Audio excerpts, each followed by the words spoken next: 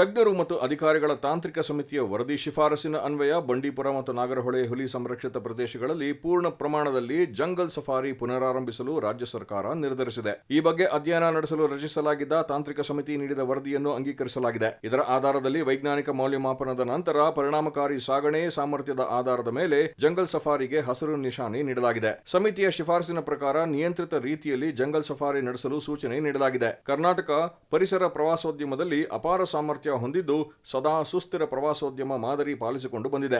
ಇದು ಸ್ಥಳೀಯ ಉದ್ಯೋಗ ಮತ್ತು ಜೀವನೋಪಾಯದ ಅವಕಾಶಗಳ ಸೃಷ್ಟಿಗೆ ಸಹಾಯ ಮಾಡುತ್ತದೆ ಹಾಗೂ ಸ್ಥಳೀಯ ಆರ್ಥಿಕತೆಯನ್ನು ಉತ್ತೇಜಿಸಲು ನೆರವಾಗುತ್ತದೆ ಎಂದು ಮುಖ್ಯಮಂತ್ರಿ ಕಚೇರಿಯ ಪ್ರಕಟಣೆ ತಿಳಿಸಿದೆ. ಪರಿಸರ ವ್ಯವಸ್ಥೆಯ ಸಮಗ್ರತೆಯನ್ನು ರಕ್ಷಿಸುವ ಜೊತೆಗೆ ಪರಿಸರ ಪ್ರವಾಸೋದ್ಯಮವು ವನ್ಯಜೀವಿ ಸಂರಕ್ಷಣೆ, ಸ್ಥಳೀಯರ ಜೀವನೋಪಾಯ ಮತ್ತು ಪ್ರವಾಸಿಗರ ಉತ್ತಮ ಅನುಭವಕ್ಕೆ ಪೂರಕವಾದ ಪರಿಸರ ಪ್ರವಾಸೋದ್ಯಮಕ್ಕೆ ಕರ್ನಾಟಕ ಸರ್ಕಾರ ಬದ್ಧವಾಗಿದೆ ಎಂದು ಹೇಳಲಾಗಿದೆ.